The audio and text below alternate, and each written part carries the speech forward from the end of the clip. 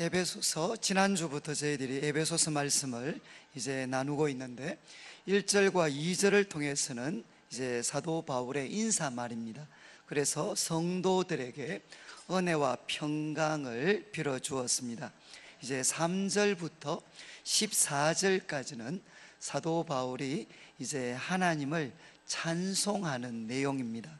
이제 3절부터 6절까지는 성부 하나님께서 어떤 복을 주셨는가, 그리고 7절부터 12절까지는 성자 예수님께서 어떤 복을 주셨는가, 그리고 13절과 14절을 통해서는 성령 하나님께서 어떤 복을 주셨나 하는 것을 찬양을 합니다.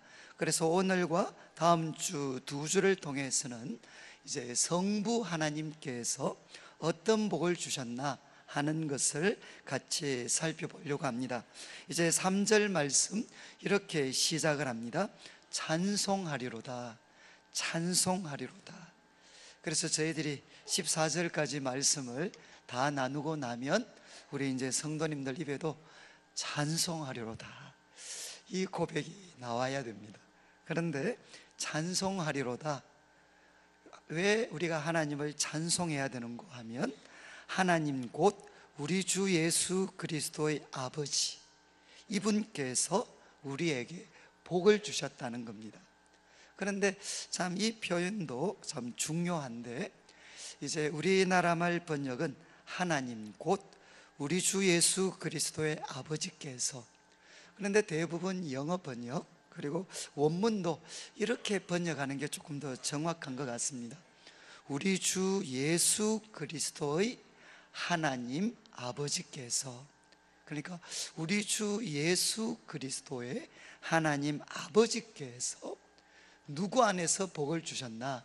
그리스도 안에서 복을 주셨습니다. 그런데 참 이 구절만 우리가 좀 강의를 해도 사실은 몇 시간이 걸릴 수 있는 그런 내용인데, 한 가지만 제가 언급을 하면, 우리 구약 성경에서 하나님은 어떤 분으로 주로 소개가 되는가 하면 가장 유명한 표현 중에 하나가 바로 이겁니다. 아브라함과 이삭과 야곱의 하나님이십니다. 이 말씀은 뭔가 하면 아브라함, 이삭, 야곱과 언약을 맺으시고 그 언약에 신실하신 하나님, 그래서 하나님을 소개할 때 하나님은 아브라함과 이삭과 야곱의 하나님이다. 그런데 신약 성경을 보면 이 표현이 거의 등장하지 않습니다. 그러면 왜 이 표현이 등장하지 않겠습니까? 이제 특별히 우리 사도들은 아브라함, 이삭, 야곱의 하나님, 이 표현보다 이제 어떤 표현을 사용하느냐, 하나님은 누구신가 하면 우리 주 예수 그리스도의 하나님이십니다. 그러니까 이 말씀은 하나님, 성부 하나님과 성자 예수님 사이에 언약을 맺으셨습니다. 여러분 이거 알고 계십니까? 아브라함, 이삭, 야곱과 하나님께서 언약을 맺으신 것처럼 성부 하나님께서는 성자 예수님과 언약을 맺으셨습니다. 그 언약의 내용은 뭔가 하면, 이제 주님께서 잡히시던 날 밤에 떡을 주시면서 이 떡은 너희를 위해서 찢는 내 몸이다. 그리고 또 잔을 주시면서 이 잔은 바로 새 언약의, 너희를 위하여 쏟는 새 언약의 피다. 이렇게 예수님이 말씀을 하셨습니다.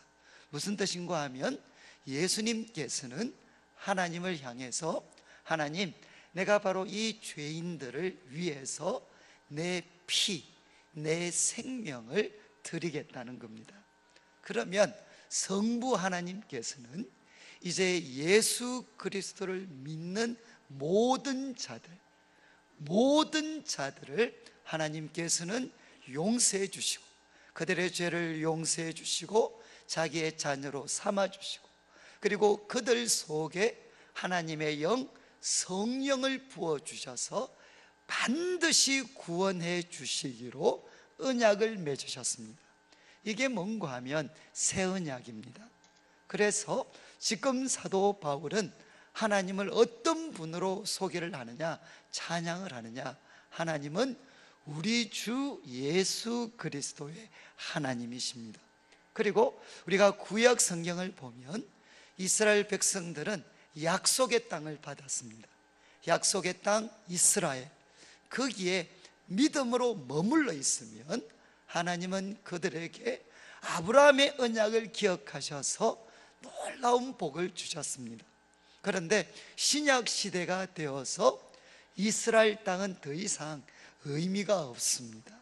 그래서 이스라엘 땅, 하나님의 약속의 땅, 이스라엘 땅 안에 있으면 거기에 사는 사람들이 복을 받았는데, 신약 시대에는 어디에 있으면 복을 받겠습니까? 어디에 있으면? 땅이 아니라 그리스도 안에 있으면. 그래서 구약의 가나안 땅은 신약에 오면 그리스도 안에서로 바뀌어지게 됩니다. 그러니까 그 모든 내용들이 이 3절 속에 다 포함이 되어져 있습니다. 하나님을 찬송하면서 하나님은 누구시냐? 우리 주 예수 그리스도의 하나님이시고 그리고 아버지십니다. 그분이 누구 안에 있는 자들에게 복을 주시느냐? 그리스도 안에서, 그리스도 안에 있는 자들에게 복을 주십니다. 그런데 그 복의 내용을 보면 3절 후반부, 하늘에 속한 모든 신령한 복을 우리에게 주시되, 주시되라는 이 표현은 주셨습니다. 그러니까 미래가 아니고 과거입니다. 과거. 하나님은 하늘에 속한 모든 신령한 복을 그리스도 안에서 우리에게 주셨습니다. 그런데 이제 이 말씀 참 좋은 말씀인 것 같은데 조금 아쉽지 않나요? 차라리 성경에 이렇게 번역이 되어 있으면, 기록이 되어 있었으면, 그러니까 우리 주 예수 그리스도의 아버지께서 그리스도 안에서, 하늘에 속한 게 아니고 땅에 속한 모든 신령한 복이 아니고 모든 물질적인 복을 우리에게 주셨으되, 이랬으면 그냥 아멘 할렐루야 막 이렇게 나왔을 텐데 별로 보탬이 안 될 것 같은 하늘에 속한, 그리고 또 모든 신령한 복을 주셨다. 그러니까 조금 아쉽습니다. 그런데 성도님들, 바로 오늘날 우리 한국 교회가 사실 여러 가지로 망가진 이유 중에 하나가 바로 여기에 있습니다. 하나님이 우리에게 약속하시고 주신 복은 뭔가 하면 하늘에 속한 모든 신령한 복입니다. 그런데 이것을 어떻게 바꾸어 버리려고 했느냐? 땅에 속한 모든 물질적인 복을 하나님이 우리에게 주셨다, 이렇게 믿고 싶었습니다. 성도님들 기억하셔야 됩니다. 하나님이 우리에게 주신 복은 뭔가 하면 하늘에 속한 모든 신령한 복입니다. 이것은 물질적인 것과 연관이 없다는 건 아닙니다. 하늘에 속한, 그리고 영적인 복이라는 것은 가장 근원적인 복입니다. 가장 중요한 복입니다. 바로 이 근원적이고 영적인 복에서 어떤 사람에게는 물질적인 복도 흘러갈 수도 있고 아닌 분도 있습니다. 그렇지만 하나님께서 예수님 안에서 우리에게 주신 것은 하늘에 속한 모든 신령한 복, 모든 영적인 복을 우리에게 주셨습니다. 자, 그런데 이제 주셨다 그랬으면 성도님들, 우리 입장에서는 우리는 어떤 사람입니까? 하나님은 주셨으면 나는 어떤 사람이죠? 모든 신령한 복을 받은 사람들입니다. 믿으십니까? 하늘에 속한 모든 신령한 복을 예수님 때문에 받은 사람들입니다. 한번 속으로 한번 따라 하시면 좋겠는데, 나는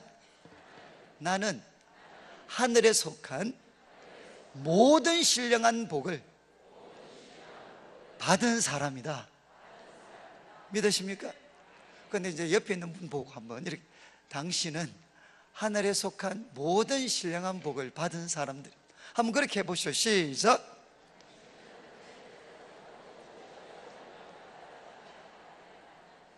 그럼 아무도 아멘을 안 하시는데 별로. 그런데 어떻습니까? 옆에 있는 분을 보면서 서로를 향해 하늘에 속한 모든 신령한 복을 받으신 분이십니다. 그러니까 막 마음이 뜨겁습니까? 아니면은 쑥스럽구만, 좀 쑥스러우십니까? 그러면 성도님들, 둘 중에 하나 우리가 택해야 됩니다. 성경은 하늘에 속한 모든 신령한 복을 예수님 때문에 우리에게 주셨다, 나는 받은 사람이다 라고 성경은 이야기하고, 나는 아무리 내 자신을 봐도 그렇지 않은 것 같습니다. 그러면 둘 중에 어느 것을 우리가 붙잡는 게 좋겠습니까? 내 생각을 붙잡는 게 좋겠습니까? 아니면 성경 말씀을 붙잡는 게 좋겠습니까? 어떻게 하셔야 되겠어요? 우리 애들 말로 하면, 죄송한 말이지만, 알아서 기는 게 낫습니다. 그러니까 바로 우리들의 감정과 생각보다는 하나님의 말씀을 믿는 것이 훨씬 지혜로운 선택입니다. 그렇다면 이 말씀을 비춰보면 나는 누구냐? 내용은 좀 있으면 앞으로 14절까지 내용을 쭉 설명드릴 텐데, 나는 누구냐? 나는 예수님 때문에 하늘에 속한 모든 신령한 복을 받은 사람입니다. 그러면 저는 이제 이 말씀을 우리가 통해서 보면 나는 누구냐? 하나님께 복을 받아서 조금 있으면 또 나올 텐데, 이 복을 세상 사람들에게 흘려보내야 될 사람입니다. 그런 뜻에서 나는 누구냐? 하나님의 복덩어리들입니다. 믿으시나요? 그런데 제가 이제 우리 청년들과 오래 있었기 때문에 청년들하고 이야기를 하다 보면 애들이 그런 이야기를 자주 합니다. 목사님, 이 얼굴을 보십시오. 이게 복덩어리입니까? 그리고 또 애들이 이야기하죠. 성적표 들고 와서, 목사님 이거 보십시오. 내가 복덩어리 같습니까? 그리고 또 다른 사람 가르치면서, 자 보십시오. 자, 성격이 저 모양인데 복덩어리 같습니까? 그리고 우리들의 삶에 실패 흔적들이 있습니다. 그리고 아주 힘겨운 환경들이 있습니다. 여러분, 그 환경 속에 놓여 있는데 복덩어리 같습니까? 저는 우리 청년들에게 이런 질문을 많이 받았습니다. 그러면 이제 저희들이 말씀을 가지고 우리가 도전하는 거는, 야, 너 지금 그리스도를 믿냐? 너 그리스도 안에 있냐 없냐? 그러면 애들이 또 이때는 또 이야기를 하죠. 목사님, 저를 뭘로 보십니까? 저 그리스도를 믿습니다. 그러면 성경에 봐라. 찬송하리로다 우리 주 예수 그리스도의 하나님 아버지께서 성적 안에서 복을 준다고 돼 있냐? 외모 안에서 복을 준다고 돼 있냐? 아니면 네 은행 통장에 얼마가 있다, 그거 안에서 복을 준다고 돼 있냐? 하나님께서 그거 안에서 복을 주는 게 아니고 그리스도 안에서 모든 신령한 복을 주신다, 그렇게 돼 있지 않냐? 그러면 이 말씀을 비춰볼 때 너는 누군가 하면, 말씀에 비춰보면 너는 하늘에 속한 모든 신령한 복을 받은 사람이다. 그러면 이제 애들이 고개를 끄덕끄덕합니다. 저는 오늘 말씀 받고 집에 가셔서 이렇게 하셔야 됩니다. 이제 애들한테, 얘들아, 복덩어리 아빠가 왔다. 애들이 아멘 할 때까지 계속 이야기해야 돼. 얘들아, 복덩어리 아빠가 왔다. 믿음으로. 또 우리 엄마들도 이야기하셔야 됩니다. 얘들아, 가끔은 잔소리하지만 내가 오늘이야 깨달았다.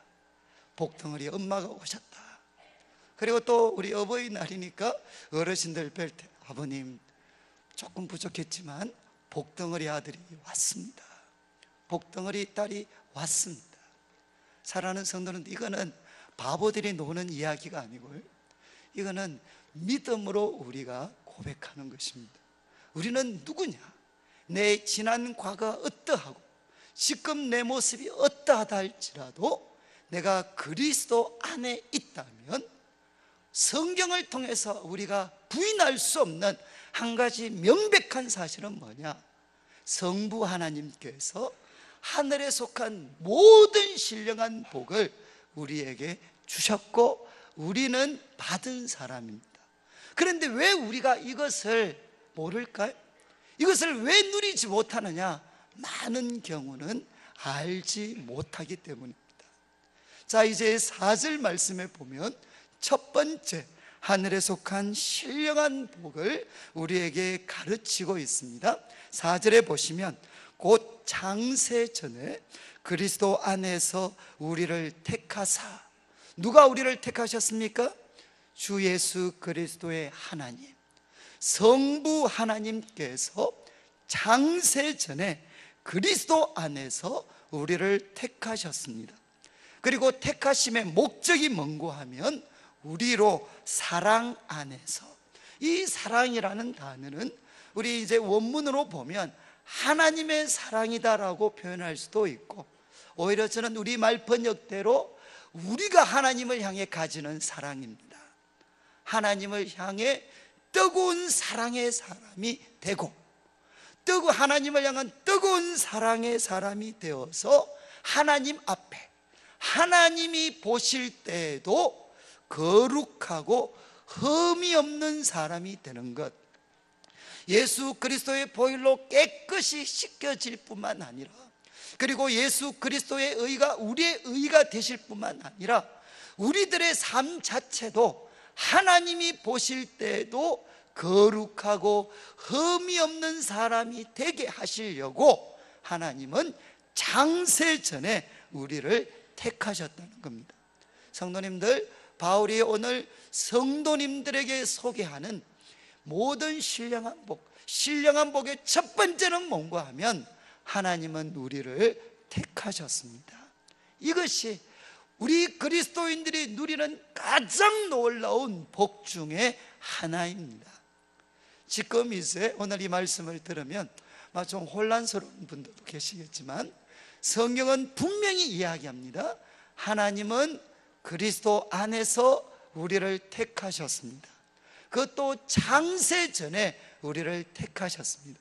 우리 자막에 성경에 한 두 구절 나올 텐데, 먼저 요한복음 15장 16절, 이 말씀은 예수님께서 제자들에게 하신 말씀입니다. 한번 보시면 예수님께서 마지막 다락방 강좌에서 이렇게 말씀하셨습니다. 너희가 나를 택한 것이 아니요 내가 너희를 택하여 세웠나니 이는 너희로 가서 과실을 많이 맺게 하고 또 너희 과실이 항상 있게 하여 내 이름으로 아버지께 무엇을 구하든지 다 받게 하려 합니다. 그러니까 지금 예수님께서 제자들 보고 뭐라고 말씀하셨습니까? 너희가 나를 택한 것이 아니고 내가 너희를 택하여 세웠다는 것입니다. 성도님들 믿으십니까? 우리 성도님들께서 예수님을 택하신 것이 아니고 우리 주님께서 우리 성도님들 한 분 한 분을 택하셨다는 겁니다. 그리고 신명기 7장 6절과 7절 말씀을 보면 이것은 모세가 이제 출애굽을 마치고 가나안을 입성하기 전에 이스라엘 백성들에게 주는 고별 설교 내용 중에 이렇게 고백을 합니다. 너는 여호와 내 하나님의 성민이다. 내 하나님 여호와께서 지상 만민 중에서 너를 자기 기업의 백성으로 택하셨나니. 그러니까 이스라엘 백성을 향해 모세가 이야기합니다. 지상 만민 중에서 여호와께서 너를 자기 기업의 백성으로 택하셨다. 그리고 여호와께서 너희를 기뻐하시고 택하신 것은 너희가 다른 민족보다 수요가 많고 위대해서가 아니라 너희는 오히려 모든 민족 중에 가장 적으니라. 너희가 가장 적은 자이기 때문에 하나님은 너희를 지상 만민 중에서 자기 기업, 자기 백성으로 택하셨다는 것입니다. 그러니까 신약과 구약의 일관된 가르침은 뭔가 하면 우리가 하나님을 택하신 것이 아니고 하나님이 우리를 택하셨습니다. 그런데 바울은 여기에서 더 나아가서 이렇게 이야기했습니다. 창세 전에 우리를 택했다. 그러면 이거는 복잡합니다. 신학적으로 아주 복잡해지게 돼요. 그래서 우리 성도님들 이번 주 성경 공부하실 때 이것 갖고 상세히 하시면 안 됩니다. 저도 아무리 묵상을 해도 몇 가지 힌트는 가지고 있지만 우리 성도님들에게 이것이다라고 자신 있게 이야기할 수 있는 해석은 아직 제가 갖고 있지 못합니다. 오늘 제가 그냥 칼빈 이 구절에 대해서 칼빈의 입장을 제가 한번 소개를 하고 이 입장을 그냥 받아들이시면 좋겠습니다. 칼빈은 이 구절에 대해서 설명하면서 말했습니다. 비록 우리는 논증이나 추론을 통해 왜 하나님이 창세 전에 우리를 선택하셨는지, 왜 창세 전에 우리를 선택하셨는지 이해할 수 없을지라도, 칼빈도 이해 못하겠다 그랬어요. 이해하지 못할지라도 우리는 우리에게 그 선택을 선포하신 하나님의 말씀으로 말미암아 그것을 안다. 무엇을 안다는 겁니까? 말씀을 통해 우리는 하나님께서 창세 전에 나를 택했다는 것, 우리를 택했다는 걸 말씀을 통해 우리는 안다. 그러면서 그 다음 말이 인상적입니다. 그리고 우리가 믿음의 눈을 뜰 때, 우리가 믿음의 눈을 뜰 때 체험을 통해 그것을 충분히 알게 된다. 그러니까 믿음의 눈이 떠여지면 우리의 체험을 통해서 무엇을 충분히 알게 되느냐?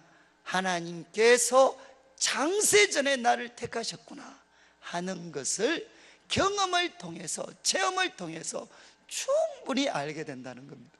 저도 이제 이 말씀을 묵상하면서 제가 가끔 어렵고 힘이 들어서 기도를 드리면 하나님께서 한 번씩 이제 가끔 저의 지나간 삶을 한번 쫙 보여주실 때가 있습니다. 한번 지나간 삶을 쫙 보여주시면 제가 어렸을 때 연탄가스에 취해가지고 죽을 뻔했어요. 그런데 그때 제가 죽을 뻔했는데 야밤에 죽어야 되는데 안 죽고 울었습니다. 근데 그 울음소리를 아무도 못 들었는데 우리 어머님이 들으셨어요. 그래서 야밤에 제가 우니까 와서 보니까 사지가 막 뒤틀려서 거의 죽을 뻔했어요. 근데 이제 어머님께서 저를 막 구원해 주셨죠. 그래서 제가 참 그때 죽을 뻔했는데 어떻게 연탄가스 챗내가 울겠습니까? 그리고 그 울음소리를 그렇게 잠 많으신 우리 어머님이 어떻게 들으실 수가 있었겠습니까? 그건 참 하나님의 은혜죠. 그래서 제가 살았어요. 그리고 또 제가 대학교 1학년 때 지금도 기억이 나요. 저를 끝까지 운동권으로 데리고 가려고 했던 선배가 한 사람 있습니다. 지금 이제 환경단체 변호사가 되신 분이 있는데 이분이 저를 집요하게 따라왔어요. 마침내는 제 모교회, 제가 여름방학 때 고향에 내려와 있었는데 모교회까지 찾아왔어요. 그래서 저를 향해 최종적으로 말씀을 선포했습니다. 나를 따르라, 이렇게 말씀을 선포했어요.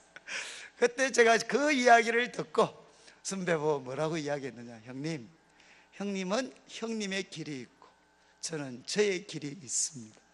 저는 형님을 따르는 대신에 예수님을 따르겠습니다. 이게 참 무거운 말인데 제가 이제 사실은 그렇게 이야기하고 그 선배와 영원히 결별을 했어요. 그런데 저는 참 제가 이렇게 하나님께서 여러 장면을 보여주시면 깜짝 놀라요. 왜냐하면 저의 영적인 수준이나 상태에 비춰보면 저는 그런 선택을 할 수가 없습니다.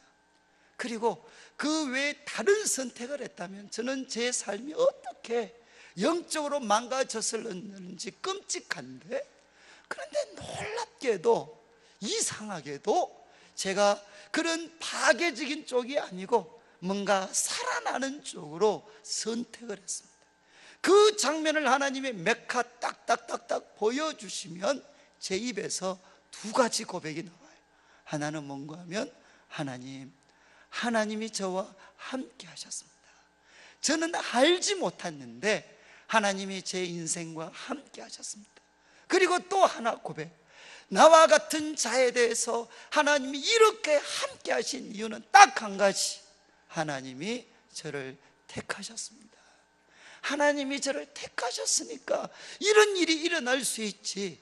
저의 여러 가지 자질과 그리고 저의 여러 가지 영적인 수준과 제 인간됨이 비춰보면 저에게는 그런 일이 일어날 수가 없었는데, 제가 예수님 믿고 하나님께서 그리스도 안에서 나를 택하셨기 때문에 야, 내가 이 길로 걸어올 수가 있었구나.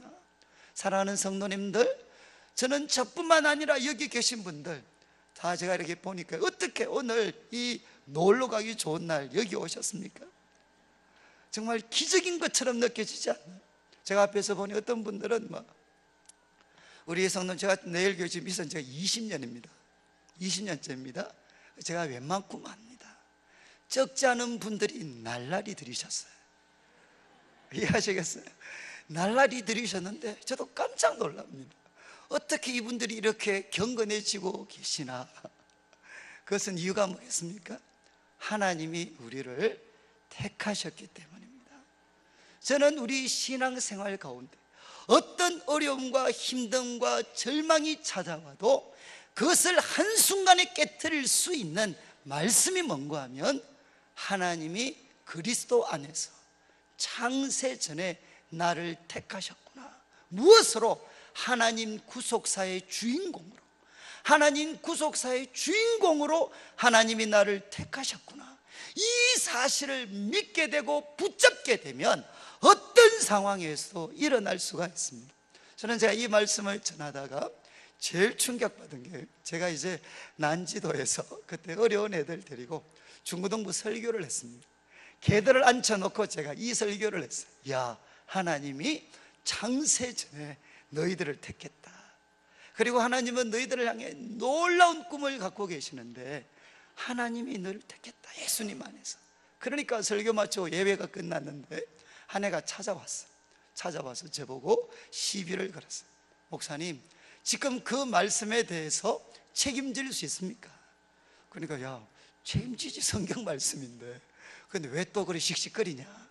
그러니까 걔가 이런 이야기를 했어요. 목사님, 저는 태어날 때부터 지금까지 청소년이었는데 지금까지 우리 엄마가 저한테 이렇게 이야기했습니다. 너 누군지 알아? 너 아빠랑 내가 사고 쳐서 낳은 애야. 이해하시겠어요? 그 애 보고 너 누군가 하면 내가 사고 쳐서 낳은 애야. 근데 그 다음 말이 더 치명적이었어요. 너만 안 태어났으면 너가 아버지 같은 인간하고 내가 안 사는데, 네가 태어나서 내가 저 인간하고 살아가지고 지금까지 이렇게 고생하고 있다. 넌 누군가 하면 사고로 태어나서 내 인생을 망쳐놓은 놈이야. 어머님이 술 드시고 마음만 힘들면 걔한테 그런 이야기를 했다는 거예요. 그러니까 저보고 묻는 거죠. 목사님, 저는 어릴 때부터 들었고 믿고 있는 말씀이 뭐냐?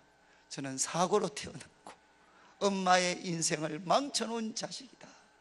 이렇게 제 마음은 믿고 있는데 오늘 말씀을 통해 목사님께서 하나님이 창세 전에 놀라운 계획을 가지시고 저를 택하셨다고 말씀했습니다. 어느 게 맞습니까? 그때 제가 이제 질문을 했어요. 너무 어려운 질문이니까 그냥 해보고, 야, 너 예수님 믿냐? 예수님 믿니? 그러니까 또 걔가 이야기하죠. 목사님, 이 난지도 바닥에 이 험한 애들 많지만 저 걔들하고 달리 예수님 믿습니다. 그럴 때 제가 이 4절 말씀을 가지고 다시 한번 설명을 했어요. 야, 창세 전에 하나님이 우리를 택하셨는데 내가 택함 받았다라는 사람의 그 증거가 뭐냐? 다른 거 아니다. 그리스도 안에서. 하나님은 그리스도 안에서 우리를 택하셨어. 그러니까 네가 하나님께 택함을 받았다라는 명백한 증거는 뭐냐? 이 난지도 바닥에 그 험한 애들 많지만 너는 예수님을 믿고 있잖아. 예수님을 믿고 있다는 것이 무슨 증거냐? 하나님이 너를 창세전에 택했다라는 명백한 증거야. 그러니까 걔가 막 너무너무 좋아하더라. 사랑하는 성도님들, 기억하셔야 됩니다. 우리는 우리들의 삶에 실패가 있습니다. 그리고 좌절이 있습니다. 그리고 끝이 없는 어둠의 터널이 있을 수 있습니다. 그러나 기억하셔야 됩니다. 내가 예수 그리스도를 믿고 있다면, 그런 상황 속에서도 예수 그리스도를 믿고 있다면 나는 누구냐? 창세전에 하나님께서 하나님의 구속사의 주인공으로 택한 사람이 누구냐? 바로 나입니다. 나. 사랑하는 성도님들, 우리 가끔 드라마 보시면 주인공들 어떻습니까? 저도 가끔 드라마 보면 드라마는 빤하잖아요. 주인공들 처음부터 펄펄 나는 애들 있습니까? 주인공들의 대부분 드라마 보면 직사게 고생합니다. 그리고 환경도 엉망이고 막 꼬이고 막 엉망, 사방에 우겨삼을 당해 있습니다. 그런데 걔들이 나중에 빛나게 돼. 왜 그렇죠? 걔들의 또 특징은 안 죽습니다. 안 죽어요. 그러니까 마침내 왜 걔들이 그렇게 빛나게 되느냐? 걔들이 주인공이거든요.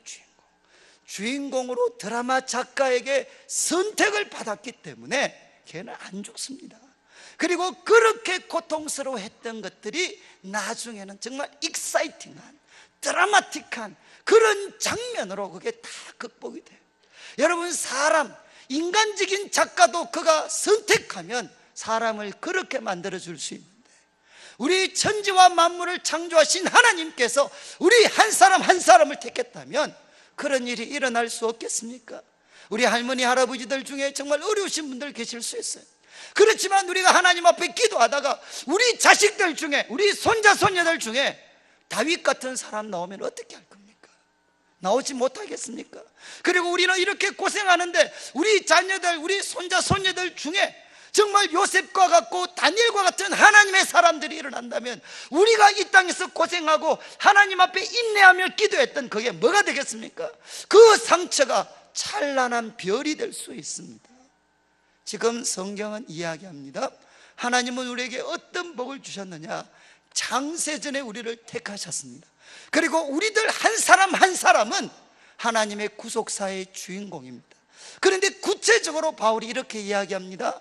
사랑 안에서 어떤 사람이 되게 만드시기를 목적하셨느냐? 사랑 안에서 하나님 뜨겁게 사랑하고 하나님이 보실 때도 거룩하고, 야, 정말 죄된 사람들과는 너무나도 다르고 거룩하고, 그리고 흠이 없는 사람이 되게 하시려고 하나님이 우리를 택하셨습니다. 성도님들이 이제 하나님께서 이렇게 택하셨다면, 이런 목적을 가지고 우리를 택하셨다면 이 목적이 이루어지겠습니까? 안 이루어지겠습니까? 이루어질까요? 안 이루어질까요?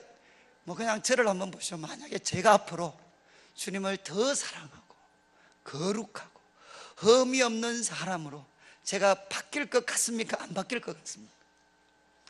빨리 이야기를 해주셔야 됩니다. 제가 바뀌겠습니까? 안 바뀌겠습니까? 뭘 보고 하십니까? 제가 특별한 사람이어서가 아니고 제 속에 특별한 분이 계십니다. 하나님과 그분의 영이 계시기 때문에 저같이 부족하고 문제 많고 연약한 사람이랄지라도 시간이 지나면 지날수록 저는 하나님을 더 사랑하게 될 겁니다. 그리고 하나님이 보실 때 더 거룩해질 거고 더 흠이 없는 사람으로 바뀔 겁니다. 누가? 내가 하는 게 아니고 하나님이 그렇게 만들어 주시겠다는 거죠. 사랑하는 성도님들, 어떻게 좀 옆에 있는 분들 보시면 앞으로 자기가 좀 거룩하고 흠이 없고 하나님이 보실 때도 사랑 안에서 거룩하고 흠이 없는 사람으로 바뀌겠습니까? 안 바뀌겠습니까? 별로 안 바뀌실 것 같은데 믿음대로 되시면 돼요. 저는 제가 이제 이 말씀 때문에 우리 이제 청년들 섬길 때 보면 한 번씩은 마음에 막 이 독이 오를 때가 있어. 야, 하나님, 다른 애는 사랑 안에서 하나님 앞에 거룩하고 흠이 될는지 몰라도 쟤는 안 되겠습니다. 쟤는 정말 그렇게 이야기하고 포기하고 싶을 때가 있어요. 하나님, 쟤는 안 되겠습니다. 근데 그렇게 하나님 앞에 고백을 하면 이유가 뭐냐? 그러면 제가 이야기합니다. 하나님, 제 말하는 거 한번 보십시오. 제 꼬라지 한번 보십시오. 쫙 이야기하면 수십 가지가 나요. 저는 제가 머리가 그렇게 좋은지 몰랐어요. 막 수십 가지가 그냥 막 쌓여서 나와요. 그러면 이제 주님께서 들으시고 접수하신 다음에 그래 알았다 그러면서 이제 한 가지 물어보죠. 한 가지만 질문하자. 야, 제 속에 그리스도가 있냐 없냐, 또 이렇게 물으시고 곤란한 질문을 하죠. 그러면 이제 또 뭐 부인할 수는 없잖아요. 성격이 엉망이고 뭐 멋대로 사는 것 같아도 마지막으로 하나님, 제 그리스도를 믿습니다. 저도 그리스도 믿습니다. 그러면 이제 주님께서 항상 하시는 말씀이 찍소리 하지 마라, 찍소리 하지 마라. 그러면 제가 알았습니다, 찍소리 안 하겠습니다. 더 이상 찍소리 안 하겠습니다. 그러면 그때 하나님이 주신 약속의 말씀이 뭔가 하면, 너 찍소리 안 하지? 두고 봐라, 내가 쟤를 귀하게 만들어주겠다. 하나님이 저한테 약속을 해주셨어요. 내가 저 사람들, 쟤들 귀하게 만들어주겠다. 그러면 막 마음이 막 뜨거워지잖아요. 그래서 이제 이 뜨거운 감동을 갖고 걔를 만나요. 만나면 어떻겠습니까? 똑같아. 하나도 안 바뀌었어요. 그래 막 이야기 오르잖아요. 이야기. 아니 지금 귀하게 만들어주겠다 그러셔놓고 똑같지 않습니까 지금? 그런데 마음에 하나님이 주신 그 약속의 말씀, 내가 귀하게 만들어주겠다, 이게 너무 강력하니까요. 어떻게 되느냐, 하나님, 제가 이렇게 기도를 해서, 하나님, 내가 볼 때는 제 인간 안 됩니다. 그런데 주님, 뭘 믿고 저한테 내가 저 아이 귀하게 만들어주겠다 약속하셨습니까? 하나님, 되나 안 되나 저 두고 보겠습니다. 그러니까 딱 그 기도를 하고 나서부터는 어떤 상처를 주는 애들도 그냥 물어봐요. 제 속에 예수님이 있나 없나. 있으면 찍소리 하지 못하도록 또 하나님이 하실 거고, 그리고 하나님께서 귀하게 만들어 주실 거고, 그러면 다시 이빨 깨물고 고백하는 거죠. 하나님, 두고 보겠습니다. 되나 안 되나 두고 보겠습니다. 그래서 제가 영적으로 그 사람들을 품어버리면 어떤 일이 생기느냐, 그때부터 하나님이 역사를 하셔요. 그렇게 안 바뀔 것 같은 사람들도 조금씩 변화가 되고 바뀌게 되고, 조그만 세월이 지나고 나면 그때 내가 마음으로 포기해버렸으면 야, 큰일 날 뻔했다 라는 그런 마음들이 막 일어나요. 사랑하는 성도님들, 기억하십시오. 저는 예수님 믿고 제가 발견했던 가장 큰 기쁨은 뭔가 하면, 나 같은 사람도 바뀔 수 있다는 거였어요. 내 같은 사람도 하나님을 사랑하는 사람으로, 그리고 하나님이 보실 때도 거룩하고 흠이 없는 사람으로 나 같은 사람도 바뀔 수 있구나. 그리고 더 놀라운 사실은 옆에 있는 성도들도 그렇게 될 수 있다는 거였어요. 저는 교회가 성도들에게 줄 수 있는 최고의 선물은 뭐냐? 성도님들, 아무리 어렵고 또 우리는 제자리인 것 같고 노력해도 또 쓰러지는 것 같아도 성경이 이야기하는 것은 무엇이냐? 여러분, 예수님 안에 있는 우리들에게는 미래가 있습니다. 하나님은 반드시 우리들 한 사람 한 사람을 하나님을 더 사랑하는 사람으로, 하나님 보실 때 거룩하고 흠이 없는 사람으로 하나님은 반드시 우리를 만들어 가십니다. 그리고 우리는 그 일들을 우리들의 눈으로 목격할 것입니다. 오늘 말씀 마무리하면서 두 가지 말씀을 드렸습니다. 이제 나는 누군가 하면 하나님의 복덩어리 들이십니다. 믿으십니까? 옆에 있는 분들 보고 한번 이야기해 주시죠. 당신은 하나님의 복덩어리입니다. 한번 이야기해 주시죠. 시작. 그러면 이제 옆에 있는 분들 뭐라고 했습니까? 좀 나이가 좀 적으면 니도. 우리는 누구냐? 하나님의 복덩어리들이고, 또 우리는 누군가 하면 하나님의 택하심을 받은, 하나님 구속사의 주인공으로 택함을 받은 사람들입니다. 그래서 우리는 반드시 사랑 안에서 하나님 앞에 거룩하고 흠이 없는 사람이 될 것입니다.